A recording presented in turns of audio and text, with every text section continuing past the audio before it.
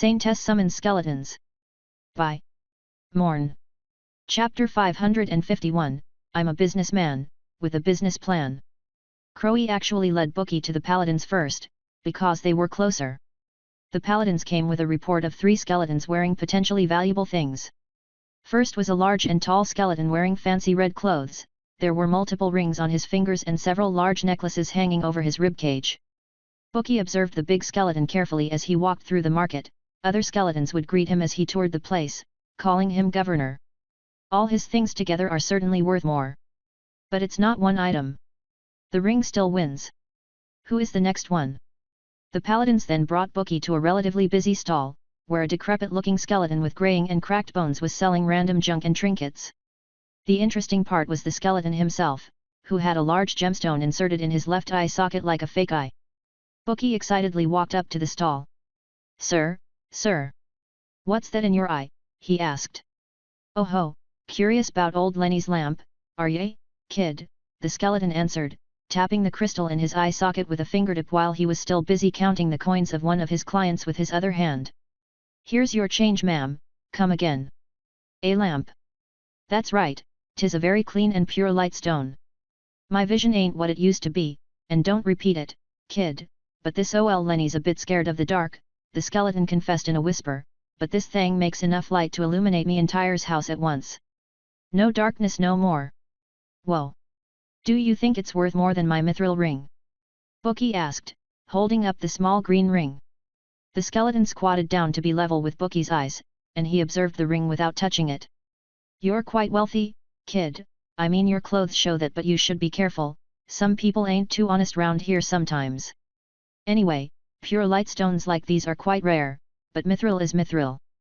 If I didn't need me I'd probably agree to a trade, 'cause mithril's certainly easier to sell than a big light stone. But all things considered, they'd probably be worth about the same. Oh! Do you think anyone else in this market has something more valuable than my ring? The old skeleton stood back up and scratched his lower jaw. Maybe the governor? He's a big guy in red, you can't miss him. All right, thank you Sir Lenny. Have a nice day, kid. Bookie ran back to the paladins waiting for him a bit further, shaking his skull as he arrived before them. The paladins then led him to their third find, a skeleton using a staff for a leg. It was quite the ornate weapon, if a bit on the short side for a staff, decorated with runes and even topped with a shiny red catalyst that currently acted as the skeleton's hip joint. Good weapons are expensive. Bookie instantly decided when he saw the staff. It was hard to guess what the staff's exact perks could be, but it certainly looked valuable, and the skeleton lady using it as her left leg also looked quite well off, from what she was wearing. I think it's worth more than the ring. But I can't take someone's leg. Paladin 3. Keep an eye on her, I'm going to check on engineer's findings. For some reason, the engineer skeleton was standing in the center of the busy marketplace, right next to the pedestal. Bookie stared at the engineer, a bit lost for words. Engineer was without a doubt his smartest skeleton, but he was a bit strange sometimes. You're telling me the most valuable thing in the market is the pedestal itself? The engineer nodded confidently, quite certain about his decision. I can't put the pedestal on the pedestal. To this, the engineer shrugged. I'll think about it, Bookie answered dejectedly, before walking away to find the high priest skeleton. On the way to the priest skeleton, Bookie stopped, having a sudden realization. His hands searched under his clothes, and he grabbed something, a sheathed weapon. I'm an idiot. Bookie had the mithril dagger he got from Sofia, there was no way his small tiny ring was worth more. Weapons are expensive. With a sigh, Bookie walked to the high priest skeleton. Still, he felt that if himself did not work as the trial's answer, then perhaps the solution was a predetermined object within the market, so the dagger was probably not it. The high priest skeleton was standing in front of a stall selling books. There were piles and piles of old dusty books all around the crowded stall, with a couple of old skeletons overseeing the thing. Bookie's skeleton pointed out one book in particular. Bookie grabbed the book. It was a thick old grimoire with a fancy red leather cover and yellowed pages covered in handwritten glyphs. What language is that? Bookie asked the high priest, and it was one of the skeletons managing the stall who answered, that's vampiric script, the language vampires use. But all the vampires I know speak the common language? What is this book about? Bookie asked the shopkeeper. No idea, but we found that in one of the old wizard towers over in the west, so it's got to be some good stuff. We ain't sellin' it for cheap, heck, it might be the most expensive book we have. If you don't have the money, keep your hands off it, alright. How expensive are we talking about? The skeleton observed Bookie before turning to his business partner, communicating with hand signs that Bookie didn't understand. I'll trade for that ring you're wearing. So expensive? Bookie asked, half wondering if he was not getting scammed. Books like these in such good condition are hard to find, yet there are magic circles in there and all. Honest to death, the book's probably worth more than your ring, but we've been struggling to find a buyer and we could use the extra money fast, so. Bookie turned to the high priest to get his opinion, and he was nodding exceedingly fast, insistently looking at Bookie. Alright, let's trade, Bookie accepted, handing the ring to the skeleton merchant, who grabbed it and put it in his jaws, biting into it and shattering 2 of his teeth in the process. Real stuff. Book's yours, handle it with care. Here you can have a free bookmark with it, my daughter knits them by hand, the skeleton said as he handed Bookie a cute knitted ribbon with a skull design on it. Bookie's thinking process in accepting the book was that he believed the mithril ring was not the most expensive thing in the market anyway, as the staff had to be worth more than it, so trading it away was not a big loss. And if the book ended up not actually being worth a lot, at least it would be a fine present for Sofia. Happy about his purchase, Bookie ran back to the pedestal, and placed the book on the pedestal. The entire arena shone red for the second time. Mean pedestal. Bookie complained, thinking that this thing must have some kind of inordinate distaste for books. What do I do now? I only have 1 try left. Do I go steal some person's leg? Or break the pedestal to put it on itself? What do you think, Crowy? Bookie asked, turning his head, but the small crow was not where it usually was on his shoulder. Crowy? When did he leave? Bookie confusedly looked around, not seeing Crowy anywhere, so he used his skell senses to find him, which led him to a stall where a funky-looking skeleton with a fur wig was selling rocks, some as big as twice the size of Bookie's skull. They weren't even nice-looking rocks, not polished or anything, just plain old rocks. Crowy flew down to perch on Bookie's shoulder where he belonged, pointing at the rocks with his beak. Are the rocks special? This was perhaps the most busy stall of the market, so it was hard for Bookie to really get a good look, but by listening to the discussions and to the merchant with the wig, he understood what was going on. All the rocks for sale were geodes that had the potential to have rare materials like gold or mithril inside. The smaller rocks went for relatively cheap, and the big ones were quite expensive. Crowy seemed to think that perhaps the most valuable thing was one of those rocks, so Bookie stood around for a bit, watching some of the skeletons buy and break open rocks. Out of 5 rocks getting opened, 4 in a row were empty, and the last one contained some nice purple gems, but from the expression of the skeleton who had opened it, the gems weren't worth much. Even if one of the rocks is super expensive, there's at least 100. There's no way I could find it. And I don't have any money. I don't want to sell the book. But I trust Crowy. Bookie left to the empty corners of the arena, did some summoning and unsummoning of his skeletons, and returned to the rock gambling stall accompanied by a weird skeleton that stood out like a sore thumb in the crowd. People made way for the strange skeleton. The merchant took one look at the skeleton, then at Bookie's fancy clothes. That your bodyguard, young sir? He asked Bookie, pointing at the Kijikik skeleton. Chapter 552, Pebbles. Yes? Yes. My bodyguard, Bookie answered with a nod.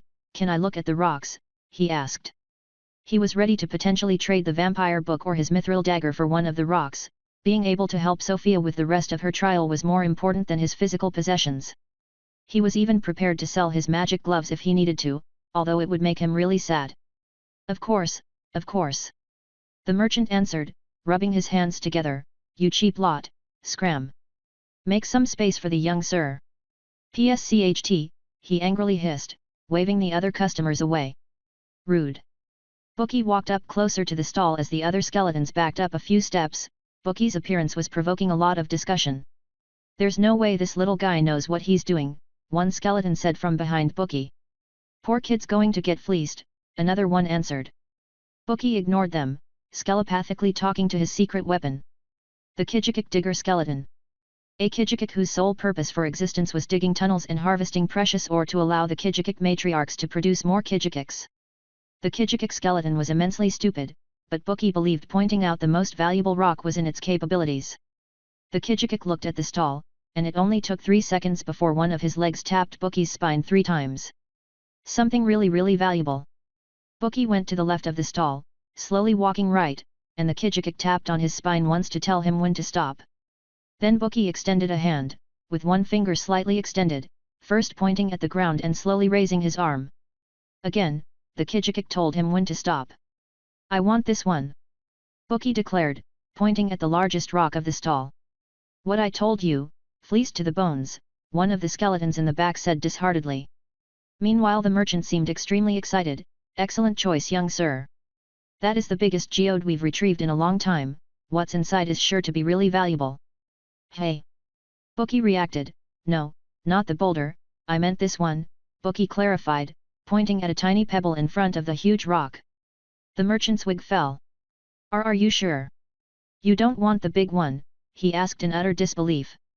The onlookers laughed, and Bookie could feel the merchant's anger rise at their mockery. That's not even a geode.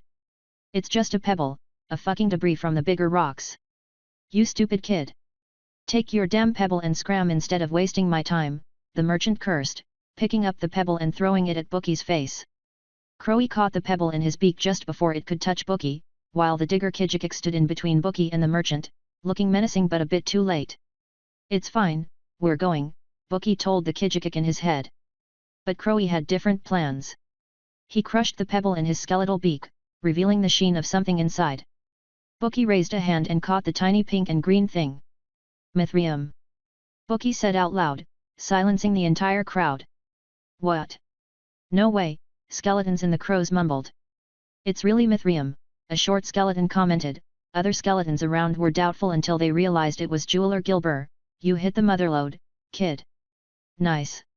The most astonished person was the rock merchant, who started screaming for Bookie to give back the rock. You haven't paid for it. Thief. Give me the rock back. The skeletons in the crowd debated between each other as the merchant screamed and cursed at Bookie, stopped from getting to him by the Kijikik. The crowd seemed to have mixed opinions. It's true, he did not pay, some said. It was technically given to him, though, I think the kid should keep it, others commented.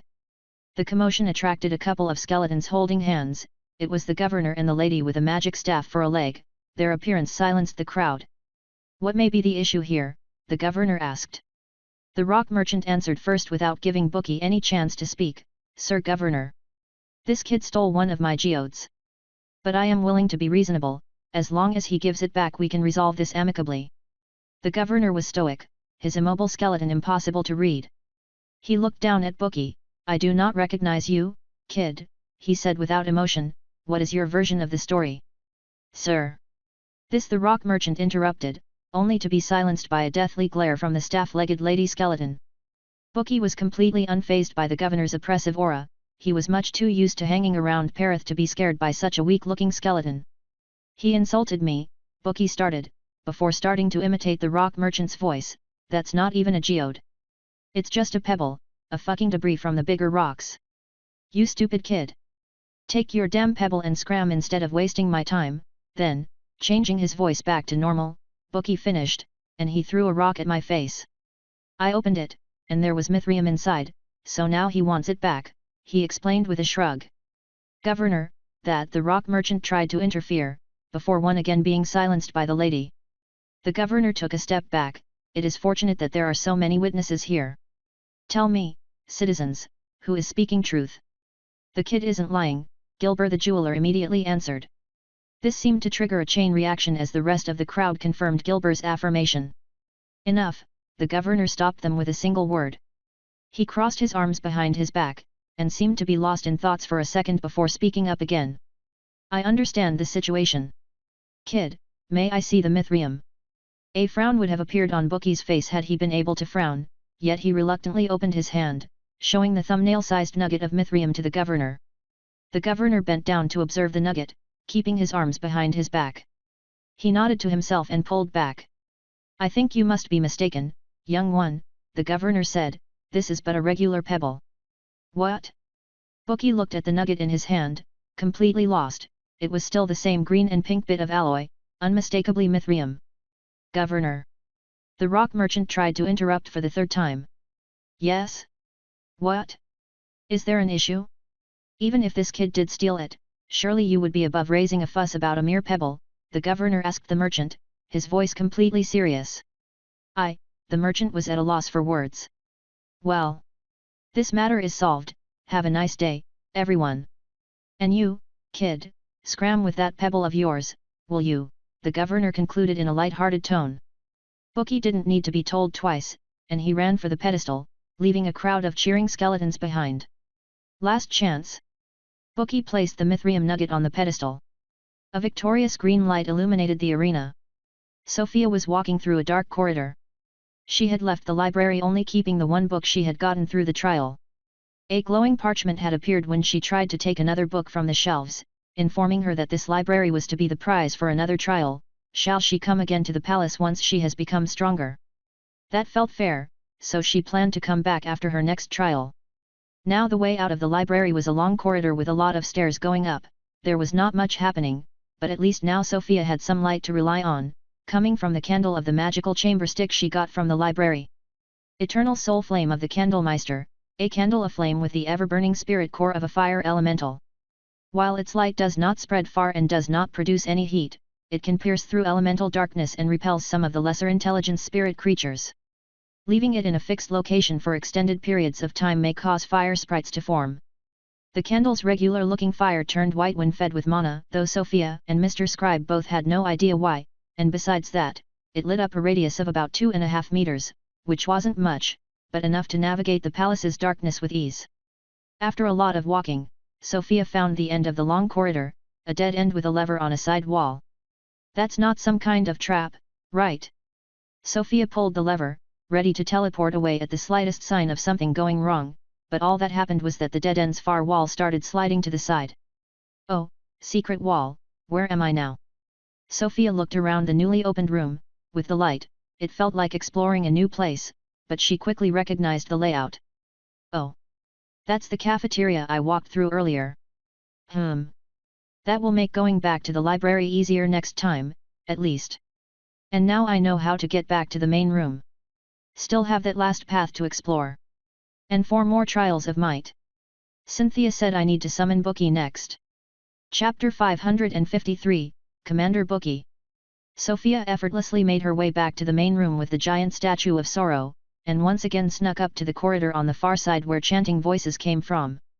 The darkness there seemed even darker, but the candle let Sofia cut her way through it, and she carefully entered that last section of the palace. Instead of taking her time exploring every nook and cranny this time, she walked straight ahead toward the voices. As it turned out, the voices were much further than Sofia had thought. She walked for a few hundred meters unhindered, and the voices got stronger as she went. Nothing but the stone slate ground appeared in her small dome of light, until stone benches appeared on either side. Sofia instinctively took a step back. There were rows of candle zombies sitting on the benches. But they were in the dark, which was strange. Stepping a bit closer again, she noticed they seemed to be asleep, each holding an extinguished candle. Feels like the nave of a church? A massive one, though. Would explain the presence of a choir, I suppose. They would be near the altar? Well, getting surrounded by those zombies could be bad, but they're also not that strong. Let's just go to the voices as fast as I can, that way if something goes wrong I can regret all the way back here and only have to worry about one side. Sofia deployed her wings and flew straight for the singing voices deep in the nave. She got closer and closer until the voices just stopped.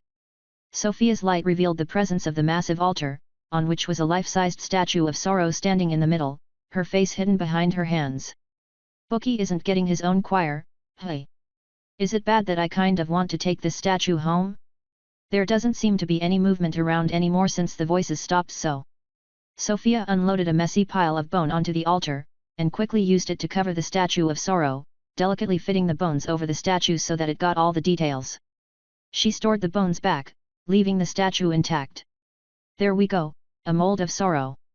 Only when she was done Sofia noticed that a glowing scroll had appeared behind the altar. Oh nice. I hope Bookie is done with his task. Let's see. Sofia focused on her link with Bookie, trying to see if he was moving. Both him and Perith were perfectly immobile at the moment. Seems like they're both done already. Then let's go. Sofia picked up the glowing scroll and quickly read through it. Today is a joyous day. The devout procession rises to sing once more. Bound together, cull them all. And let silence flourish. This is your 6th of 9 trials of might. Currently available helpers. Parath. Everell. Vilani Hwarton. Bookie. Sofia summoned Bookie without hesitation. Sofia. Bookie happily called out as soon as he appeared next to her, throwing himself at her.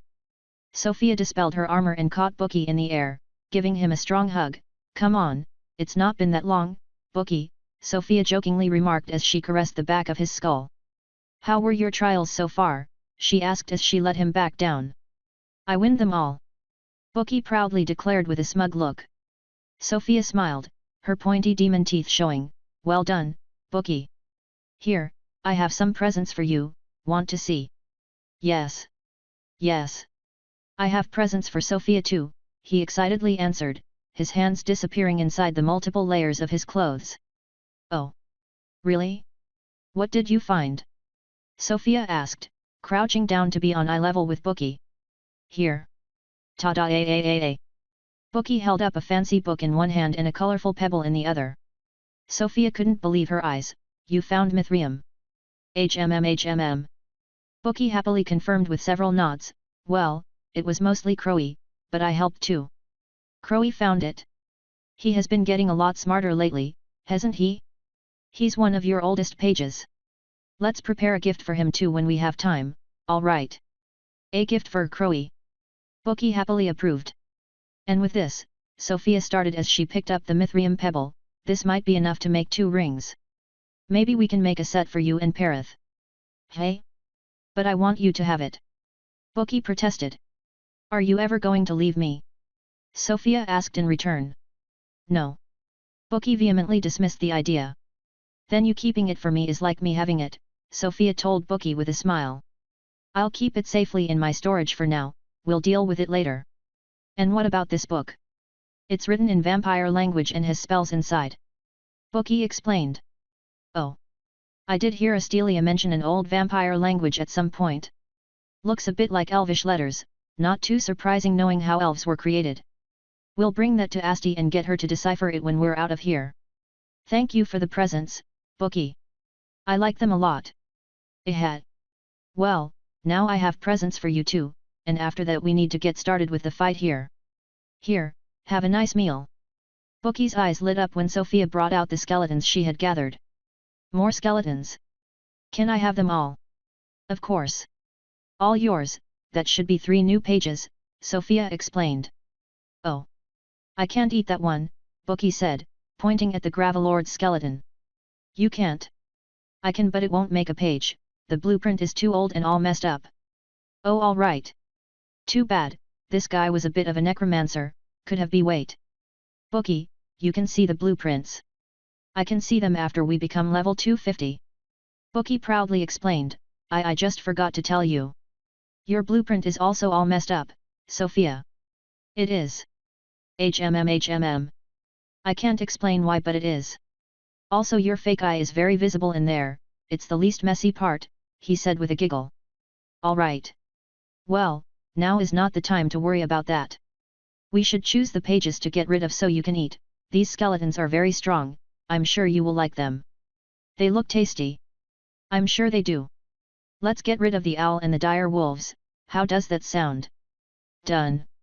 Bookie almost instantly answered, his book form flying toward the pile of skeletons like a ravenous beast and devouring them in the blink of an eye. Let me see, Sofia said, grabbing the book and searching for the new pages.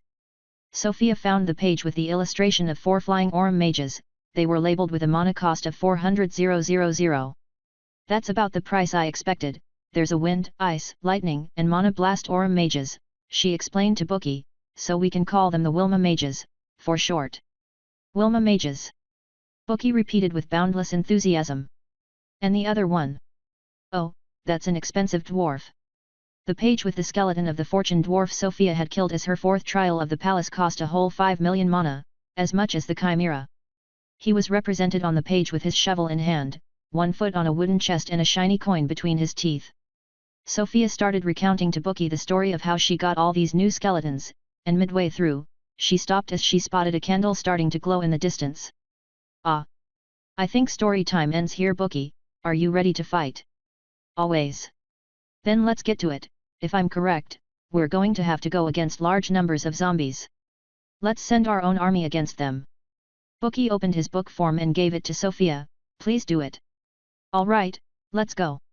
Sofia tore 3 pages from the book as more and more candles lit up throughout the nave. Bookie's fog spread around and 100 guardian Kijikik along with 200 Kijikik soldiers rose one after the other. Suddenly the entire nave and altar lit up all at once. Hundreds of candle zombies rose from the numerous rows of stone benches, more came in lines out from side entrances, more even came from the main entrance Sofia had also entered through. It was like an endless flow of candle zombies, and among them, a much taller one was channeling a huge fireball above his head. Sofia started channeling a bolt, but Bookie called her out from below. Wait! Can I do it alone? Sofia paused her channeling. Are you sure? Yes. I want to try. Alright, I'll be here unless you need help, Sofia accepted, dispelling her bolt and sitting next to Sorrow's statue on the altar. They're all yours, Commander Bookie. Chapter 554, The Devout Procession. The Kijikik skeletons got into formation, forming a semicircle along the back of the underground cathedral to surround the zombies as much as possible. The Kijikik formed orderly lines under Bookie's control, with the guardians in front and the soldier brandishing their spears from behind, and they started slowly advancing as one at his command. The zombies weren't as organized. Many started channeling small fireballs, while the tall one channeling a bigger fireball kept feeding it with more mana. Voices started rising amongst the zombies, the same singing Sofia had been able to hear coming from here before. Sofia tried to see who was singing, partly because she was curious and partly because the description on the scroll said she had to make silence flourish, but she failed to find the source of the voices among the zombies. They'll be silent when they're all dead. Wait, they're already dead. When they're twice dead. For now. Sofia summoned the whole skull choir with human skulls. Now sing. The choir started singing the music of victory, resonating throughout the nave and drowning out the zombies singing. At the same time, the battle truly started as Bookie gave the Kijikiks the order to attack, and the first fireball flew from the zombies' side toward the skeletons. A guardian Kijikik stopped the fireball with his shield, nevertheless, a few of the soldiers behind him were knocked over by the blast. They quickly got up and the Kijikiks kept advancing. So far Bookie was being careful, observing the zombies and anticipating the giant fireball's eventual attack. A barrage of weaker fireballs collided with the Kijikiks, causing minimal damage. Only a single soldier was killed in one hit, while the others stood up, rapidly healed by Bone Dominus. When a stray fireball flew toward Sofia, Bookie raised his right hand, and a stream of ice magic shot from his glove, neutralizing the attack mid-air. Bookie tore a page from his book form. Sofia felt the mana leave her. More Kijikiks? She asked herself, then, seeing the amount of fog being used, she revised her guess. Elven Solar Mage. What for? This was one of Sofia's most underutilized skeletons. Truth be told, she didn't even remember half of this skeleton's spells. The Solar Mage skeleton stood next to Bookie, short scepter in hand. That was when Bookie finally felt confident. Attack! The concave formation of Kijikik soldiers spanning the entire width of the nave finally stopped their slow march and instead charged ahead brandishing their weapons. A few fireballs were thrown but they failed to break the Kijikik's formation. The skeletal army collided with the swarm of zombies in a strangely silent battle, the sound of the fighting covered by the loud skull choir. Most if not all of the zombies were under level 250, they were like training dummies in front of the Kijikik skeleton's sharp weapons. The nave was showered in blood and gore as the Kijikik tore through the zombies. The fireball above the tall zombie was almost the size of a small house, and it was finally released, aiming straight for Sofia. Sofia could heat death the attack with a single thought but she did nothing. Now! Bookie yelled, and the Solar Mage skeleton released a spell he had been precasting for a bit, which stopped all the flying fireballs in their tracks, even the giant one. The zombies' spells were like burning stars frozen in space above the battle, unable to continue their course to crash into their target. The Solar Mage can do that. Free from the barrage of fireballs, the Kijikik continued their carnage. Bookie gave silent orders, waving his hands from his high position next to Sofia on the altar, and the Kijikik complied to his will. They now split into several groups, some pushing further into the nave, some surrounding the tall zombie, and some going for the side entrance to staunch the flow of countless zombies still coming. Just as things were starting to look good for Bookie's soldiers, one of the voices from the zombies' side grew louder, the sheer force of the singular chant overtaking the entire skull choir. Then the voice stopped, and Sofia felt a huge wave of mana coming from the ceiling. A column of fire descended from the darkness above, striking a large group of Kijikiks blocking one of the side entrances. Not a single one survived, and the zombies started swarming out of that one entrance again. From somewhere else in the nave, another such loud voice started rising. Scatter! Bookie ordered, and the Kijikik skeletons broke their formation, bringing the fight to every corner of the battlefield. A single group of Kijikik kept their formation, in the center of the nave, surrounding the tall zombie which was still not moving after having launched his big fireball. The second voice stopped singing, and another pillar of fire stuck exactly there. The tall zombie was unscathed, but the Kijikiks surrounding him were annihilated. Found one! Sofia thought. As Bookie fought, she tried to locate the source of the zombies' chant, and she finally noticed them, shorter, veiled zombies hiding in between the regular ones. Bookie turned around and nodded to Sofia, then he grabbed his book form, turned it upside down, and started tearing pages one after the other. Sofia let him use as much of her mana as he wanted. Skeletal fairy wings grew on Bookie's back, then his legs grew longer like the tall mimic, and finally, his clothes were covered by a shining armor, and a Templar's great sword appeared in his hands.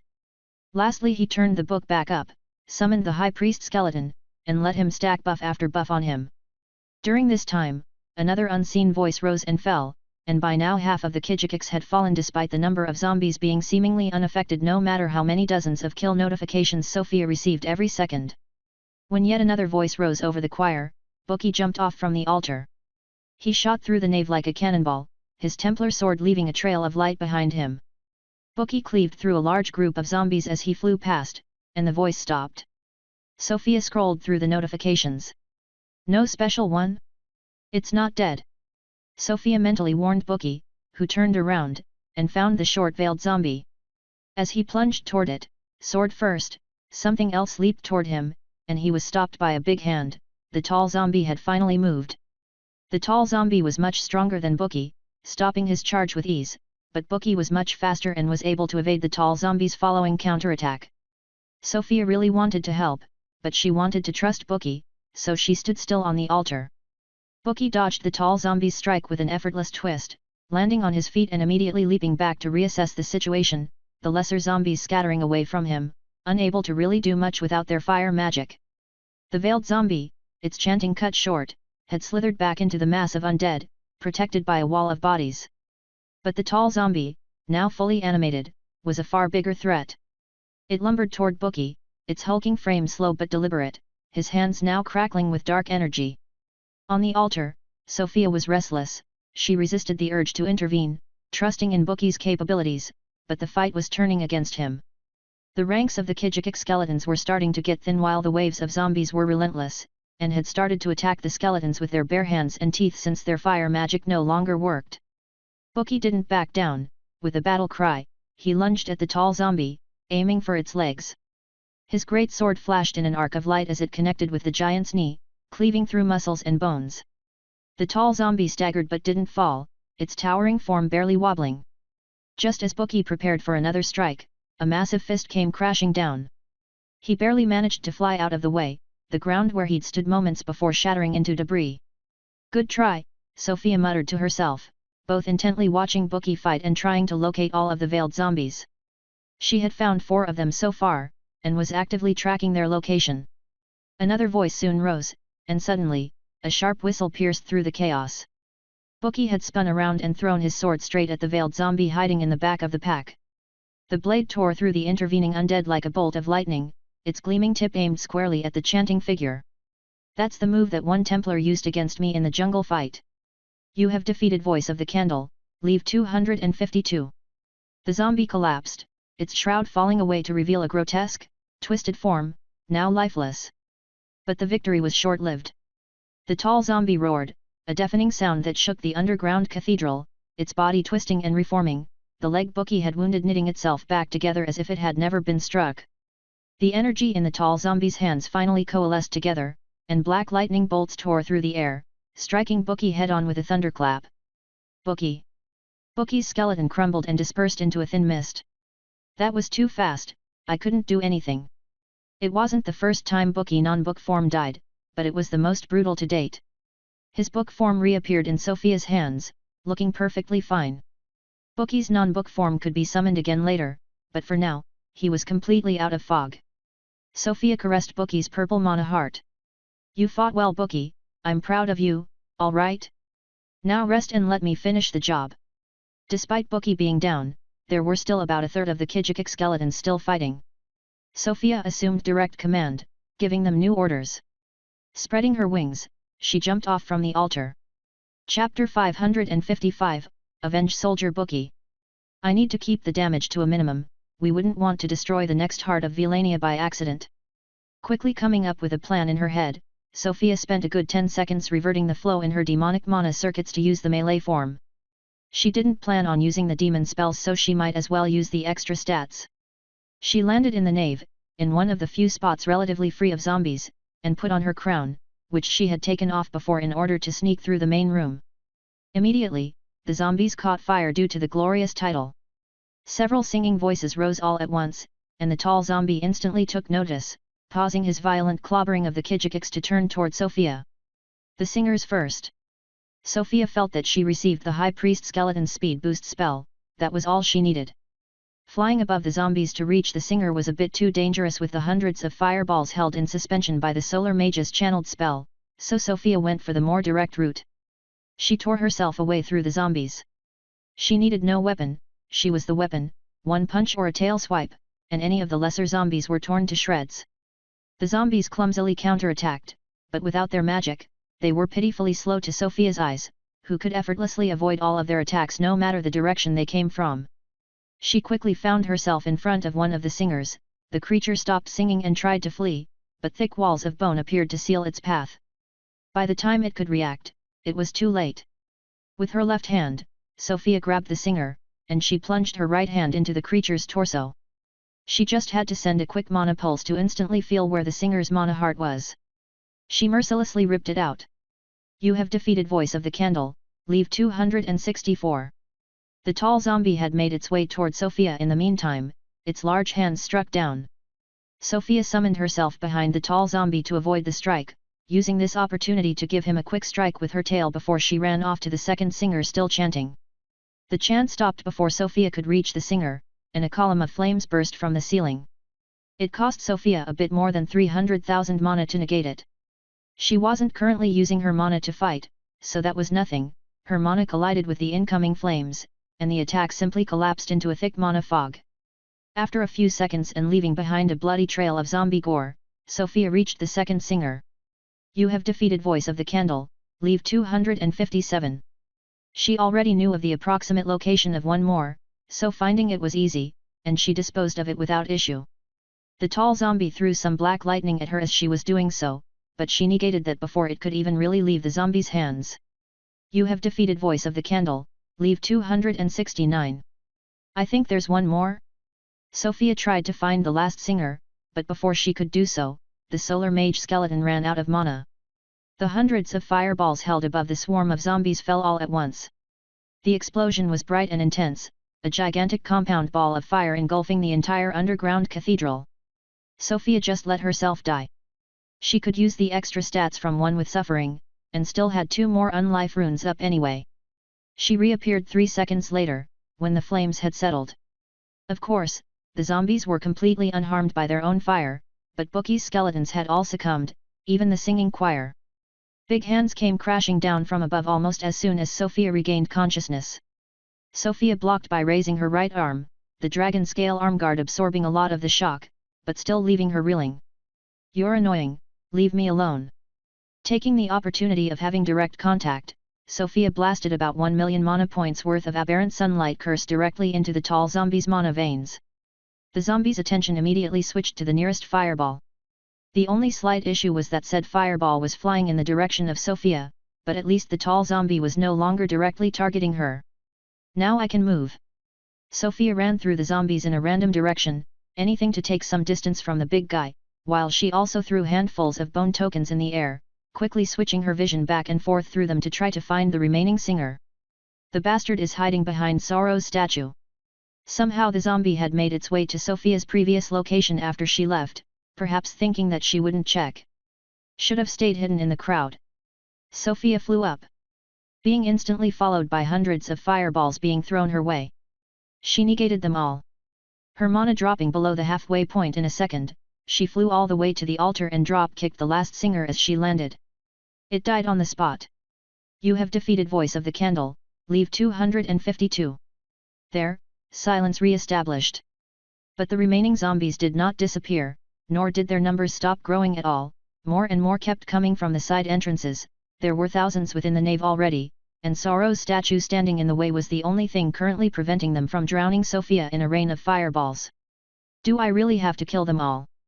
But I need to make sure not to break the heart of Vilania, and I have no idea where it is. I would assume it might be the mana heart of the tall zombie, but I couldn't feel where it was even when he was close. Without the rod or the explosive bolts, how do I clean up this mess?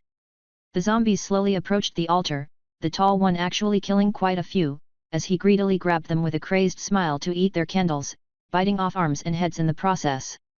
Some zombies were starting to fall strictly due to the flames of victory's continuous burn. It's subtle, but I could swear the small zombies are monolinked to the big one somehow. At least I don't have to worry about it as long as the curse persists. But how to deal with the rest? The flames of victory take about 10 seconds to kill them, it feels like, but the range is not that big, can't even cover a tenth of the nave. Well, the zombies are pretty dumb. Let's just be dumb too. The spine of the black sun appeared atop Sofia's scepter, its bones held together by warm light currents. Adding it to the scepter made it more than 3 meters tall, making it as menacing as it was unwieldy. It's rare that I actually use the sword form these days, hey. Sofia added more bone thickness to her armor, making her extra bulky and hopefully a bit more resistant to the fireballs, and she jumped out from her hiding spot. It was relatively safe to bet that the heart of Vilania would be in the tall zombie, if anywhere, so the other ones were safe to obliterate. The sword did not even have a cutting edge, but the power differential was big enough that Sofia's strikes cut through the undead with barely any resistance, causing multiple solar flares to erupt on the battlefield. If one strike cut through 10 zombies, 10 explosions would follow, engulfing a wide area in burning orange light, charring everything to a crisp and leaving black burn marks on the stone ground. Hundreds of zombies perished every time Sofia swung her blade, but just as many fireballs would fly her way from all corners of the cathedral. At first she dispelled them one by one with heat death, but she soon ran out of mana, barely sustaining her sword's upkeep with her constant regeneration. The tall zombie was running crazy, jumping around trying to catch the explosions, and getting continuously blasted by the flares, yet surviving just fine. Before Sofia could clean even a third of the cathedral, she died, drowned under a constant barrage of fireballs. Then she stood back up, and proceeded to kill another 1,000 undead, with solar flares of increasing intensity as her strength got buffed by one with suffering, now each flare resembling the explosion of small angel bolts, before she died again in the exact same way. 3 seconds later, she was alive again, with no rune left. Instead of feeling unsafe, it was quite the contrary. Now, for this short time where she was surrounded by zombies, she had achieved quasi-immortality. Sofia swung the spine of the black sun, engulfing the cathedral in countless solar flares. Having witnessed how the tall zombie survived them with no issue, she held nothing back, and let the flow of battle consume her. Spine of the Black Sun invokes the weapon Spine of the Black Sun. The spine is a blunt segmented longsword that may also be used as an extendable whip. Deals low physical damage. Upon hitting an enemy with the spine, creates a solar burst, damaging all enemies in a 5.00, 7.8 m, 1 plus skill level /50, diameter sphere around the point of impact. The explosion's power scales with the skill level and the strength of the hit. Recover health equal to 24.9%, skill level /10, of the damage dealt by the explosion. The spine will disappear if it leaves your hands. Requires a 1.5 seconds channeling to deploy. Costs 150 mana per second to maintain. With the Radiance classless, she healed for 50% of the damage dealt by the spine. This was almost never useful, as she rarely fought with the spine without her unlife runes up, so she could never use the healing, until now. Fireballs struck one after the other. Her health never moved. Chapter 556 Puzzled. You have defeated Unison of the Candles, leave 299. Sofia's hand dug inside of the tall zombie's entrails, it had collapsed by itself when the last of the candle zombies had died. She soon found what she was searching for. Would you look at that, another heart of Velania Mana stone. Who could have guessed? I swear, these better be useful in some way. Sofia stored the thing and looked around. Since she had killed all the candle zombies, there was no more light around except for her own candle she had just brought out again. Bookie had been teleported back to his own trial as soon as the fight was over, so Sofia was just there, alone on a pile of charred corpses. Curious, she checked the logs with Mr. Scribe's help. 9558, she read out loud. That's crazy. What a messy fight. Well, let's not linger, this place smells horrible. The only question is, where to? Sofia's first instinct was to go check the side entrance the zombies had been all coming from, but to her surprise, they had all collapsed a few meters in. She thought it was too weird to be a coincidence, so it must have been a sign that this was not the way to go. Thus she went the only way she could go, back to the entrance. Oh whoa! Not what I expected. The candle zombies were all gone, it was obvious what had happened to them, but surprisingly the giant statue of sorrow was also nowhere to be seen, in its place was a wide and steep staircase going down. Down we go, 3 trials left. Wait. Perith, you hear me? It's your turn to be summoned next. Cynthia said you'd be best for the next battle, so that's what we're doing. I don't know how far it is, so I'll wait for you to be done with your own challenge to proceed. Just stop moving when you're ready. Having given Perith her message, Sofia also thought a few words of encouragement for Bookie, then sat down on the first steps of the stairs, looking through her status sheet to pass time. Still 21 years old. Still stuck at level 250. Speaking of 250, shouldn't most of my skills have leveled up to 250 by now? I get that they couldn't get upgraded while I was hiding with the dagger's title, but why are they still stuck? Just the last battle should have at least got Spine of the Black Sun a few levels, let alone everything else I've done since reconnecting. Sofia felt Mr. Scribe taking control, so she waited for his answer. My apologies, I should have informed you earlier, this is my doing. Sofia nodded with a HMM, this was actually a better situation than she expected.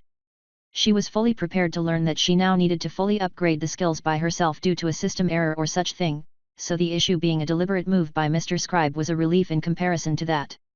Still, now she needed to know why that was a thing. You're preventing the skills from leveling, she rhetorically asked. You have a good reason to do that, I assume. Of course. Note, we have received the skill level up data for multiple level ups. As far as the system is concerned, our skills are leveling as intended. But you're not letting the upgrade actually happen. Indeed. The technique I am preparing to raise our overall level requires a great deal of calculation on my part to make sure it is perfectly safe and tailored to our current physique. That is what has been keeping me busy. Oh, Sofia did not need to be told more to realize what was going on. The skill level ups would modify our mana circuits too much and break your calculations. Precisely. I can update the level of all of our skills right now if you wish. It would be a substantial upgrade, with notably False Immortality's 4th level and 2 skill soft evolutions, but I estimate that it would set back my calculations by at least 2 months. Sofia's face contorted a bit. That much? And if I don't take them, how long until it's ready? I am working on the finishing touches, everything should be ready by the time we leave this jungle, and we can go straight to level 299. Ooh, tough choice. The 4th Unlife rune would be huge. I shall leave you with the final choice. If you want to upgrade the skills, just say the word. As she read that line, Sofia felt Mr. Scribe relinquishing control to her, but she stopped him. Wait, don't leave yet. Can't you just keep me company while I wait for Perith? Strange notion, I am technically a part of you. We are always keeping each other's company. You know what I meant. I have to wonder, now that you can speak, why are you so reluctant to do it? It feels unnatural. I vehemently dislike it. In our singular person duo, processing thoughts into speech is something you are supposed to do. You trying to take over one of my natural functions would be similarly distressing to you. Like what? Sofia asked without thinking. Breathe. Sofia read Mr. Scribe's one-word answer, not really understanding what he meant right away, then she started feeling like she was drowning. Even though VPPV allowed her to breathe light if she wanted, it was not really automatic. Not more than regular breathing was, at least. Mr. Scribe had simply stopped doing both, to prove his point. Sofia had to manually breathe some air, which took away all her attention despite how simple and mundane the task was, heaving, out of breath in a way she hadn't been for a long time. After a few seconds, Mr. Scribe returned things to normal. All right. Fair. You have made your point. I'll try to keep my inquiries at a minimum, then. But at least warn me when you're making choices like withholding the skill level UPS. I think we'll stick to your plan for now, but if the last trials prove to be too much, we'll have to take the 2-month delay. And thanks for your hard work. I am just happy to do my part. With these last words, Mr. Scribe gave Sofia control of her mana back. Well. Now what? Doesn't look like Perith is done yet. So. Sofia looked through her belongings. There were a few things she still needed to deal with, the newly acquired hastening book being the latest edition. What she fished out of the for later pile was the jade slip given by Alcorm as thanks for passing him the letter. It was impervious to any attempt at being identified, and Sofia had no idea what it was for exactly, so it had been sitting in her storage ever since. It's a pretty rock, if nothing else. A bit too thick to make for a good bookmark. Sofia turned the jade rectangle around in her hands, handling it with delicacy between her light demon claws. There weren't any inscriptions or markings anywhere. The jade was colorful and cleanly polished with slightly rounded angles, its green hues reflected the wavering light of Sofia's elemental candle. Gently sending a weak and steady flow of mana inside the stone, Sofia probed the inside of the jade slip. As expected, there's more to it than a simple stone. There are a lot of moving parts in there. Tons of carved enchantments too. To do that in a seamless way without breaking the jade. Sofia picked up her Zangdar ring from the jewelry rack in her storage. The blue crystal ring was of a single piece of midanicite, yet there was an enchanted gold layer inside. I wonder how they do that. Teleporting the inner layer directly inside? But then how did they carve out the inside in the first place? Keeping her question for later, Sofia started to randomly push and pull at the moving parts inside the jade slip with her mana. Some blocks slid, wheels turned. Sometimes Sofia had to turn the jade slip around to make things fall with gravity. Every so often she would hear a muted click coming from the inside and everything would fall back into its initial position. Failed again. Doesn't help that I still don't understand what the objective is. Clearly there was a correct sequence of movements to avoid the click and reset, and after about 20 minutes of trying again and again, she gave up after another click. Did Alcorm just give me some kind of brain teaser toy? Sofia stored the jade slip. It seemed Perith had stopped moving, so she grabbed the candle and stood up, slowly starting to go down the stairs. I wonder if this is just a tool to train mana control and perception, maybe? It certainly strains the senses to try to focus on and move all those minuscule parts. Still, such a bizarre gift to give without an explanation. Chapter 557, Wait. How much health? Hey. The stairs took Sofia deeper than ever before. She had gone down what felt like at least 100,000 steps, and was easily several kilometers deep.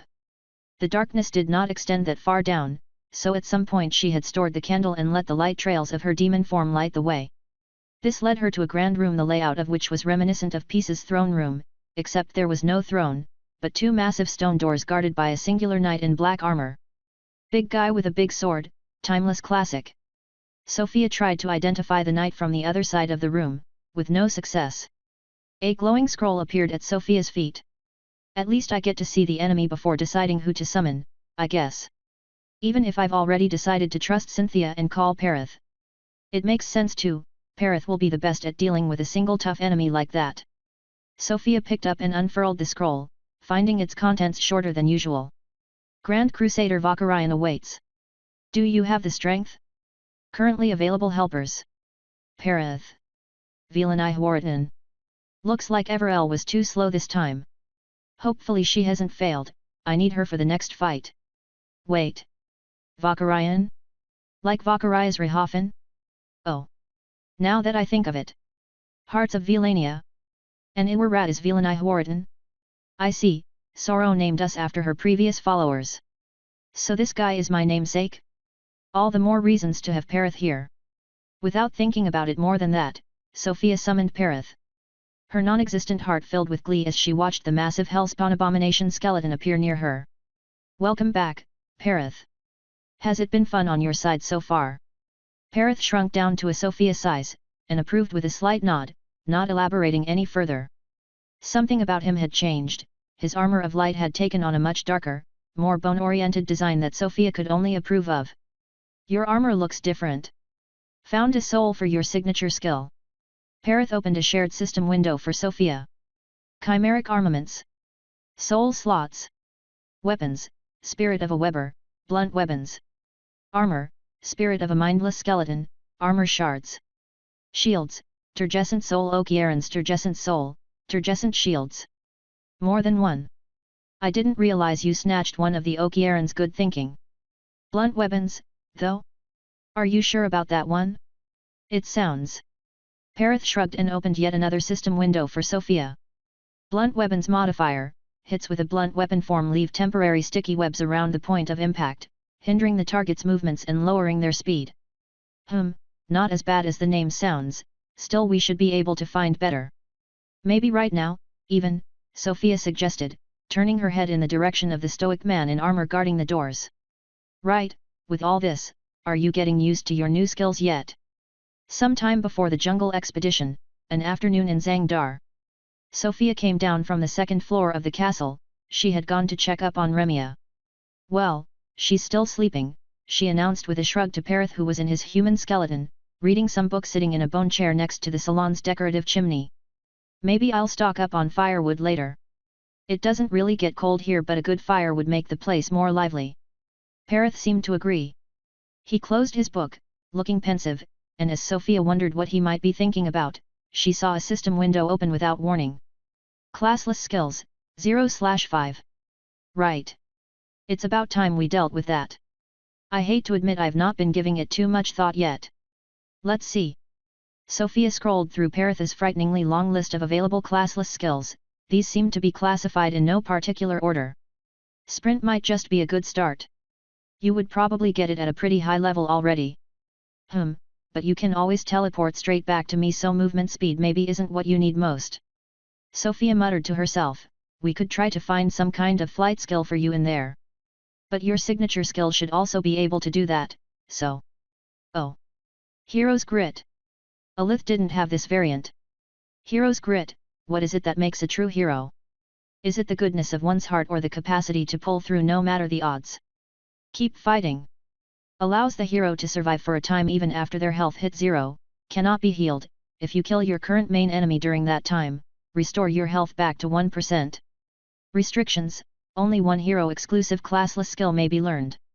Once forgotten, this skill will become permanently unavailable. This one's not bad. Not great either. I think. I was honestly thinking about more combat trick types of skills for you, since you're stuck with very few attacking options. Stuff like quickstep that can be used offensively. Perith had moved to stand behind Sofia, he also looked through the list.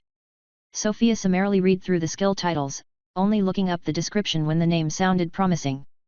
Perith pointed out one skill with an extended bone finger. Elite Skeleton. No way, there are skeleton-exclusive passives. Elite Skeleton reinforces the flexible monoweave of your bones to allow your skeleton's overall structural integrity to remain intact even when bones are broken or missing. 100% structural integrity is maintained until you reach 80%, 100, skill level *20, health. Cost, reserve 10% of your maximum mana. Restrictions, user is a skeleton above level 200. Sofia's eyes glimmered as she read the skill. That's one slot filled, she declared without hesitation. Mind giving us all other skeleton-exclusive passives Perith can take if there are any, Mr. Scribe. After a few seconds, a short list of 4 entries presented itself to Sofia, the first 3 results seemed to be a set, so Sofia opened all 3 descriptions. SK Lethal, stamina is converted to a bonus strength multiplier up to 1x per filter, progressive rate depending on base strength. Current multiplier, 2.833x. Current max multiplier, 4x. Restrictions, user is a skeleton. You may only use one stamina converter at a time. Boneheaded, stamina is converted to a bonus health multiplier up to 1x per filter, progressive rate depending on max health. Current multiplier, 1.24x. Current max multiplier, 4x. Restrictions, user is a skeleton. You may only use one stamina converter at a time. Marrow-minded, stamina is converted to bonus max mana at a rate of 3 to 1. Current bonus, 1,437,011 mana. Restrictions: user is a skeleton. You may only use one stamina converter at a time. There was something like that. Those are really good. It'd be a waste not to take one. In fact, if we could somehow get Bookie to learn Marrow-minded, it would be great for him to have more fog, but who knows if he can even learn skills. He's still struggling with some himself, Sofia commented watching Bookie through the window, who was playing outside with Crowy chasing the little crow in Sofia's forest of new Death Domain-inspired bone trees, before her attention returned to Parith. Which one do you want? Parith seemed uncertain. Yet. I don't know either. SK Lethal is just great on paper, more strength. But since this is a bonus multiplier and not a base multiplier, it does apply after the strength bonus of your Blessing of Bloating but only stacks additively with Sanctified Grounds and Runeforged Overlord, so the final difference might not be that great. Let me do the math. Sofia took out a bone slate and started writing. For base strength equals 1. Sanctified Ground strength bonus equals 40% * 4 for skeletons equals 160%. Plus 20% effectiveness due to Stellar Corona equals 160 plus 160/100 * 20 equals 192%. Runeforged Overlord T2 equals 24.9%. Runeforged Overlord T3 equals 124.5%. 192 plus 24.9 plus 124.5 equals 341.4%. Current final strength equals 1 plus 341.4% equals 4.41. With SK Lethal equals 4.41 plus 2.83 equals 7.24. Never mind, it's greater than I thought. Parith nodded, but he still kept looking at the two others. Let's see for the other two. Your current health with the improved bloating and with sanctified. It was like 134 million, right? Sofia asked, getting another nod in return. We really have to thank creation for that one. To think he would improve bloating to give a whole 0.05% extra health per kilogram, actually crazy. So even if it's just a 24% increase because your health is already so stupidly high, boneheaded is still like a free 30 million health? Something like that? Tiny proportional increase compared to the other two skills but actually the most raw stat, probably. And that makes you even harder to hurt at all since it pushes the 10% threshold up from 13 to almost 17 million damage in one hit just to actually damage you. And then we have Marrow-minded, it currently would quadruple your mana, which is the largest proportional increase, but also you have never needed that much mana so far. Parith begged to differ, opening the descriptions of his new mana heart spells Sunless Pulse and Arclight which were both pretty greedy in terms of mana usage as both spells' strength was directly proportional with how much mana was spent on them. Right. By increasing your mana it would also quadruple your mana regeneration since it's proportional, that's really hard to pass up. Honestly I don't know, Parith. I think you should choose by yourself, I have no idea which one is better. They're all great in my opinion. I'll just check the last exclusive skill while you decide, the name is intriguing. Humanoid Ghost and Skeleton QOL Patch v2.06, Placeholder Name. Chapter 558, Got the Flow. Humanoid Ghost and Skeleton QOL Patch v2.06, Placeholder Name, spread your mana weave to more closely match your spirit body. Allows clothes, belts and jewelry to more easily stay on, gives a better grip on weapons and better footing on the ground, enhances smell, vision, hearing and pressure sensitivity. Slightly reduces physical damage taken. It's a bit weak for a locked classless, Sofia commented, also, lots of text and no numbers isn't very reassuring. But that is a lot of small things in one package, I would understand no matter if you want to pick or if you don't. The choice is yours. Mr. Scribe, how about a list of damage reduction classless? Right, there was a mutually exclusive non-saint alternative for Sanctity, wasn't there? A whole 4 hours later, after covering an entire wall with a bone slate and listing all possible options, Parith got the final say and settled on his 5 classless skills. Classless skills, 5/5. Humanoid Ghost and Skeleton QOL Patch v2.06, Placeholder Name. Elite Skeleton, Level 3. Boneheaded. Mana Anchoring. Supreme Commander. Well, that works. I'm still not completely sold on Supreme Commander but it's really like the skill was made for us so I'll just have to trust that this was the correct choice. Still wish you'd taken something for yourself instead though. To that, Perith pointed at the longest skill of the bunch. This was what he had taken for himself. He insistently pointed at it, seeming to say, "Isn't that one enough?" Sofia rolled her eyes. "These are all your skills, you know. All meant to be for you, you know." Perith disapprovingly put his hands on his hips, which he could somewhat really do now, exactly thanks to the QOL patch skill, which kind of gave him an invisible semi-physical body of mana. He could easily move through himself, but he could also now rest his hands on his fake body like a non-skeleton person. This was also what his clothes could now rest on, instead of awkwardly falling on his bones. Seeing that Sofia wasn't getting the hint, Perith then pointed at himself. "What?" Then he pointed in the direction of the room upstairs where Alith was working on her alchemy. Sofia finally got the message. 3 of her own skills were entirely for someone else. It's different." Perith crossed his arms and slowly shook his skull left and right. Fine. I get it. And Elite Skeleton starts at level 3, so that's good. Are you sure you're not going to regret not getting Summon Self or Quickstep?" Perith summoned his shield and banged on it twice with a closed fist. "Yeah, great, still, you should really learn to dodge more often. You've been way too reliant on teleporting to me for that. Though the collapsing trick against Terran was clever, I'll give you that." Sofia could almost read a smug smile on Perith's unmoving jaws. She recovered the bone slate from the wall and sat back in her chair, looking through the skill descriptions again. Mana anchoring, use your latent mana to anchor your position in space. It requires 3 times as much strength to push you or make you flinch, lowered to 2 when not on solid land. With his weight, space magic resilience and displacement skills immunity, he is really getting hard to move. That's right, my Perith is no pushover. This other skill though. I'll have to start using the musical options more often. Supreme Commander, share a portion of your defenses, resistances, resiliences, dampenings, negations and immunities, with all allies shorter than you that are at a distance of at most 25, class level /10, times your height. Effect doubled when wearing a commander jacket in range of an audible allied war song. Bonus cosmetic effects. Restrictions, user has loyal allies and subordinates. User has an appreciation for the fine arts. User owns a commander jacket. Sofia rolled her eyes for the 100th time reading this skill description. She brought out the weird jacket with sewn sleeves from her storage ring. That was an E-rank Gachapon box draw she had gotten all the way back from the second trial rewards.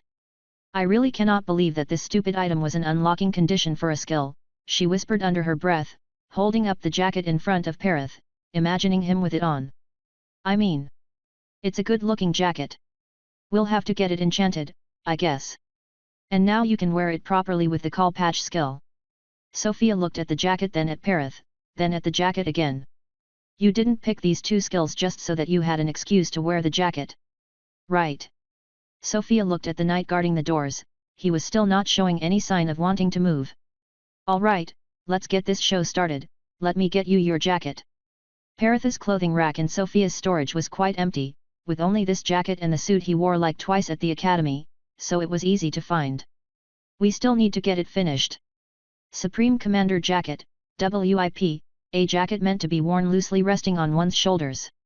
Has been hastily reinforced with arachnia thread, size alteration and advanced self-repair enchantments. Will be enchanted to slightly augment all resistances, eventually, at least that's the plan. Soulbound to Perith." Perith activated his armor and held out a hand for Sofia to give him the jacket. "Turn around, I'll put it on for you." The Hellspawn Abomination skeleton wasn't exactly the anatomy the jacket had been designed for, but with the armor of light in between and the call patch, the white and gold jacket fit fine on him.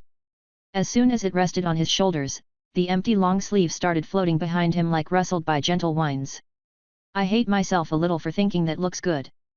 That done, Perith used his draconic shape-shifting to grow as tall as would be comfortable to fight in this room, so about 6 meters tall, and summon a large shield in his left hand as well as a scepter-like mace ending in a round ball in his right hand. "That'll do well against that armored guy. He's really well protected. Is there even a slit in his helmet? Can't see a single bit of anything that's under the thick plates.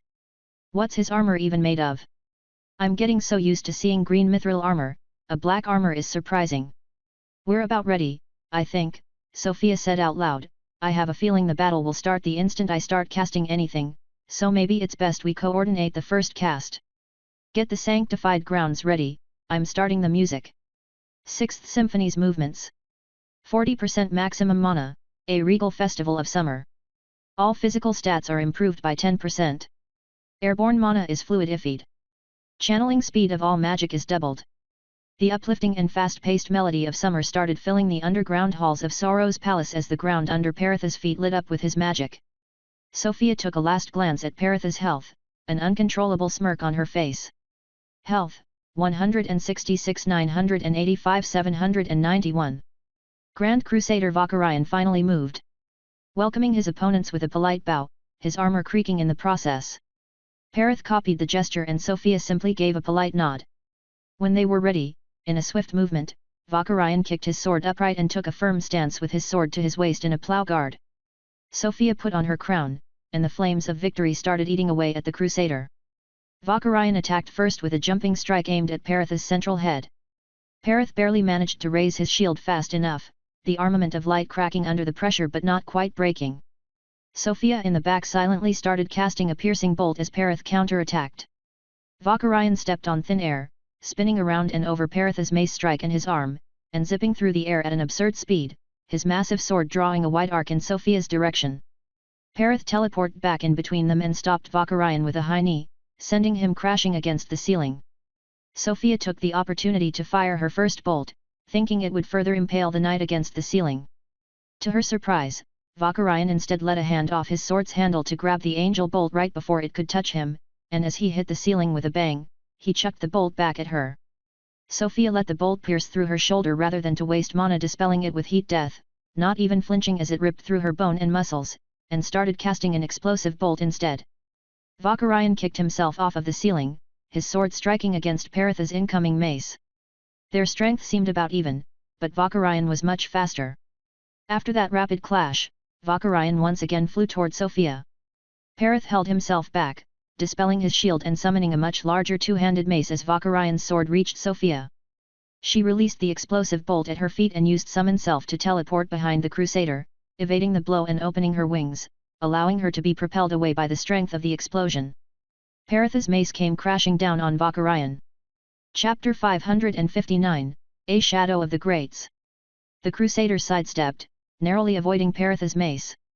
Mana coursed through the ground as enchantments built into the room's floor and walls absorbed the strength of the blow, preventing the place from collapsing. The fight continued at that pace for a good minute, Sofia and Perith playing it safe and keeping their mana reserves high as they analyzed the Crusaders' way of fighting, neither side managing to inflict any real damage on the other. Somehow, both sides were back to their starting position, and there was a second of calm. "Come on, you know you want to do it." Vakarian's magic started to swell up. "There you go, use that signature skill." Space started to distort around Sofia and Perith. Perith immediately stepped closer to Sofia as their surroundings were being warped by Vakarian's skill. The relatively limiting room became a wide expanse under a black sky, thousands of stakes in the shape of Sorrow's divine rune growing from the ground. The Crusader's armor was surrounded by currents of dark energy flowing out from the stakes, as he slowly floated up in the air, his sword splitting into a smaller sword and a lean scepter canalizing the dark energy. "That's more like it. Let's go all out." Sofia started dual-casting piercing bolts while Perith charged ahead. A ray of light shone over the Crusader, covering him in a radiant rod, and an array of sandworm skulls formed behind Sofia. With a wave of his scepter, Vakarian summoned hundreds of black meteorites in the sky behind him, and with a light swing of his sword, he blasted away Perith's giant mace with a burst of black energy. That black meteorite started raining down. Perith jumped back and summoned his flying shields of light, enhanced by the Okiaran's turgescent soul. The shields rapidly inflated and grew to form a dome of light above Perith and Sofia, right as the meteorites started crashing upon them. The shields held until the end of the attack. Right as the shields came down, the sandworm skulls were ready. Fire! Beams of wild energy fired from the skull choir, each aimed at a different divine rune stake. About half of the targeted stakes broke, but there were hundreds yet left standing all around the battlefield. A swing of Vakarian's sword sent a wave of dark energy in Sofia and Perith's way. "Too expensive to cancel, take it." Perith stood in front of Sofia, raising his shield. The dark wave broke through his shield and his armor, but failed to break his bones. Only remnants of energy washed over Sofia, who simply focused on growing her two piercing bolts even more. Perith charged again, his weapon changing to a huge sword. The Crusader blocked like before, but Perith's sword became charged with energy at the last second, sending forward a bright arc of cutting light. Sofia could tell, this was half of Perith's mana gone in one burst of arc light. The light struck Valkyrian head-on, leaving deep glowing gashes in his black armor. The armor is fucking empty. Sofia realized. We're fighting an armor suit. Said armor's counterattack was swift. A blast of dark energy escaped from the holes in the armor. A ray of black light pierced through Perith, leaving a gaping hole in his armor and his health 40 million points lighter, while Sofia was sent straight to her next life without even any time to react. She reappeared 3 seconds later, piercing bolt still in hand, while Perith was trading blows with the flying Crusader, a few hundred meters away. The skull choir was all gone. Sofia flew to the closest divine rune stake and struck it down with her angel bolt swords.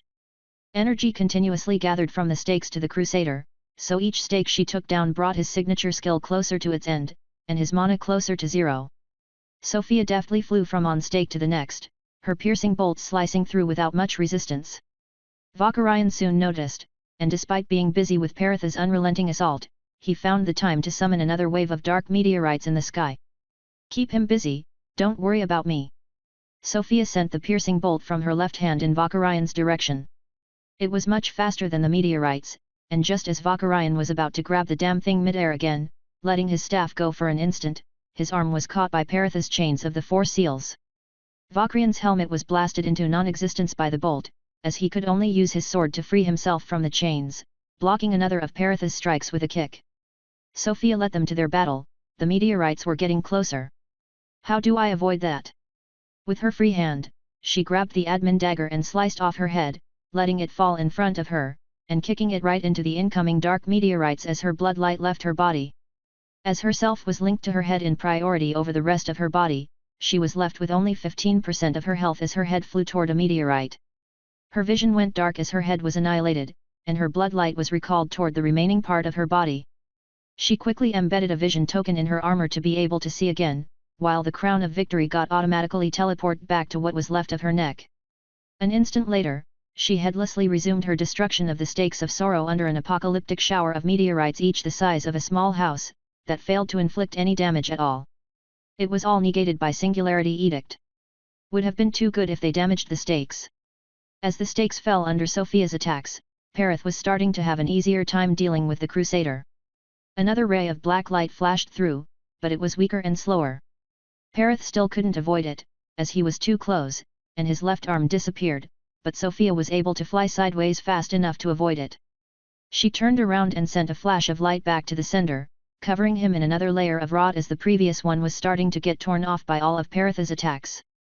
Sofia broke enough stakes that the Crusader's signature skill faded away before he could unleash another dark energy attack.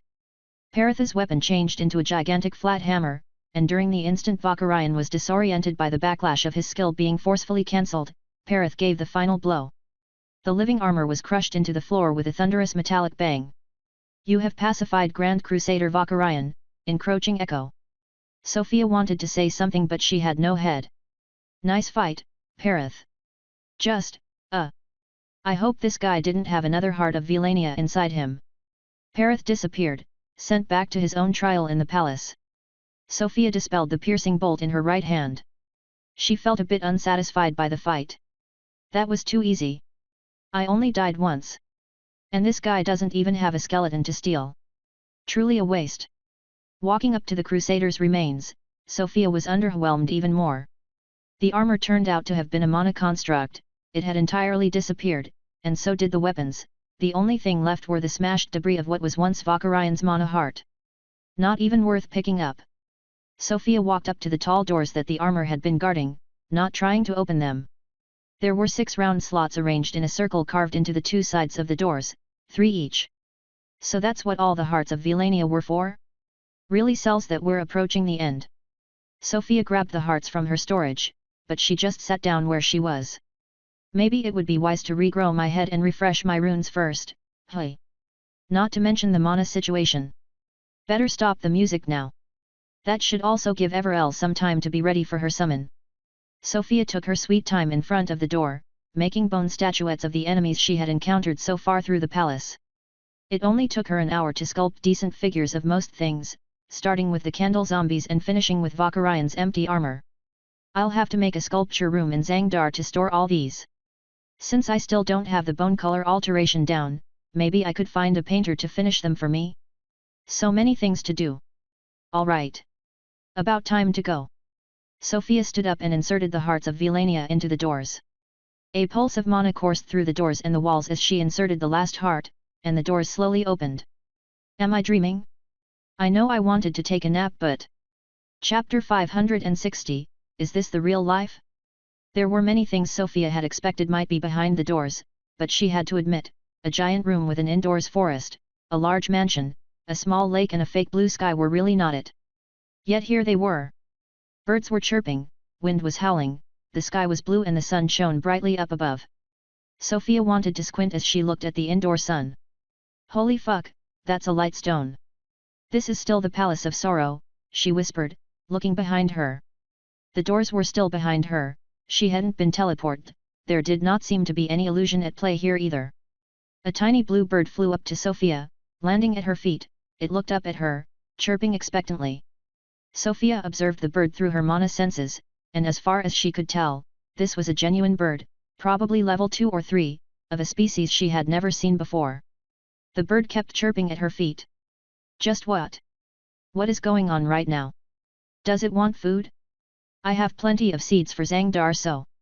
Sofia grabbed a handful of random small seeds from her storage and crouched down, placing her open palm in front of the bird, which happily started pecking at the seeds, making pleased sounds.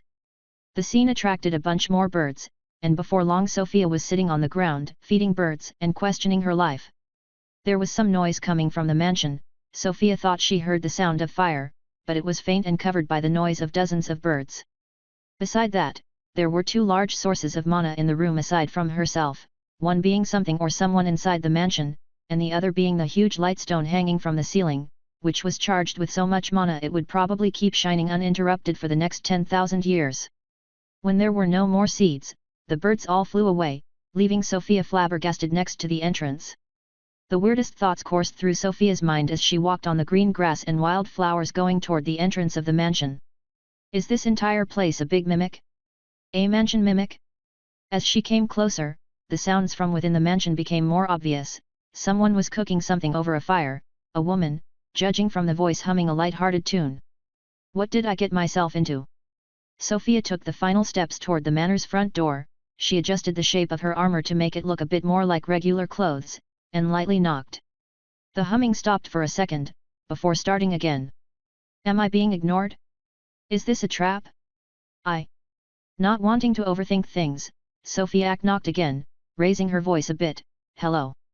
The humming stopped, cut abruptly by the sound of pots and cutlery crashing to the ground.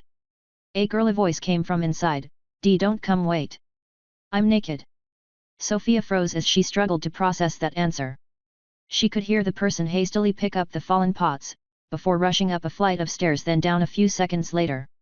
Finally the door opened, and Sofia's feelings were once again thrown for a loop as she took in the appearance of the person standing behind the door. It was a young human woman with a slender build, looking like she was barely an adult. She was barefoot, wearing a crumpled knee-length green skirt and a half-buttoned-up white shirt. The buttons weren't even matched to the correct holes, resulting in a messy look. But that was only the surface level. When one looked past her clothes, they were greeted by severe burn marks covering half the woman's face and body, all the way from her scalp to her right foot. These were old burn marks, the leathery skin a patchwork of beige and reddened colors. As a result of this, the woman's long blonde hair only grew from one half of her head, and was combed over to cover the other side. Rom, she had started saying as she opened the door, stopping midward when she saw Sofia, following which she blushed heavily, and her wide green eyes veered to look at literally any and everything except directly at Sofia as her body seemed frozen in place. Well. Don't stay, outside, the burned woman finally offered with an awkward forced smile after a long silence, taking 2 steps back and struggling to try to look in Sofia's direction. Sofia had fired the usual instinctive identify at the woman. She gulped when the prompt appeared, and entered the mansion with all the enthusiasm of a fish jumping into a bear's den. Mage, LV 400+. Is she shaking? Sofia suddenly stopped and the woman practically jumped in place. Are you fine? Would you rather I actually stay outside? Sofia asked, feeling like she was forcing her way in despite having been invited. "And no, it's all right. I consented to this," the woman stammered. She was visibly sweating and shaking, it was painful to watch. Sofia took another few careful steps in, allowing the scared woman to close the door behind her. She was wondering what to say next. But the woman surprisingly explained more, staring at the ground. I should have expected. When I felt the tremors. But Romuald never came so. Romuald. Sofia repeated, wondering if she was supposed to know the name. The woman first jolted when Sofia spoke again, but realizing it was nothing, she tried to explain more, her voice sounding a bit ashamed. "He's blue and all, and he talks like this," she demonstrated, amplifying her voice with mana. "Oh. The Guardian? We met him at the entrance." "We," the woman repeated, crouching a bit and placing her hand on her head, her shaking doubling in intensity. "Aha, me and my skeletons, I mean," Sofia said, lying to try to salvage the tiny sliver of sanity that the burned woman seemed to struggle to hold onto. "I'm a bit of a necromancer, aha. I'm Sofia. Or Vakarias Rihofen of Sorrow, if you would prefer to call me that." The woman seemed to calm down a bit at the notion that Sofia's companions were only skeletons. "Vakaria," she repeated. She forced herself to stand back up, and held out her non-burned hand toward Sofia, despite her face clearly facing another way and her eyes looking even further away. I'm Vilania," she managed to blurt out with a tremendous effort, her hand shaking like a leaf. Sofia went to grab Vilania's hand, and the young woman fainted before Sofia's hand could even reach her. "Wah!" Sofia grabbed her before she could fall to the ground. She could feel Vilania's wildly beating heart even through her armor. Is she going to be fine? Can a level 400 even faint? A bark made Sofia jolt. The skeleton dog from before was right there, wagging his tail as he stood in the doorway to what looked like the mansion's living room. As soon as he got Sofia's attention, he turned around and entered the room. Sofia decided to follow, grabbing Vilania in a princess carry and bringing her to a large couch where the skeleton dog was sitting, waiting for her. She gently sat Vilania on the couch, and tried to wake her up, but failed. "She's out cold, but her breathing is calming down a bit." Sofia turned to the skeleton dog, and he chose this instant to disappear in a puff of smoke. "Wait!" Sofia heard another bark. She looked around, it was coming from the other side relative to the entrance hall, where Vilania had originally been when Sofia knocked on the door. When Sofia entered said room, the kitchen, the dog was nowhere to be seen, but a faint smell of burnt food soon hit her face. "Oh crap!" A batch of cookies were cooking on a metal tray over a fire pit embedded in the wall. They were turning dark brown, with the ones closest to the edge of the tray already a bit black. Sofia instinctively grabbed the tray out of the fire, placing it on the marble countertop nearby after pushing away the bunch of pots that were randomly stacked there, before coming to a stop as she stared blankly at the half-burnt cookies. "What the fuck am I doing?" She ran back to the living room, finding Vilania still passed out on the couch, her thin blonde hair covering most of her face. "No, seriously. What is going on?" Sofia heard another bark, and a luminous scroll appeared right on top of Vilania's lap. "She holds the key to your last trial. Helpers may be available later. Whatever you do, do not mention dragons. Try to have fun, and don't be mean. Sorrow."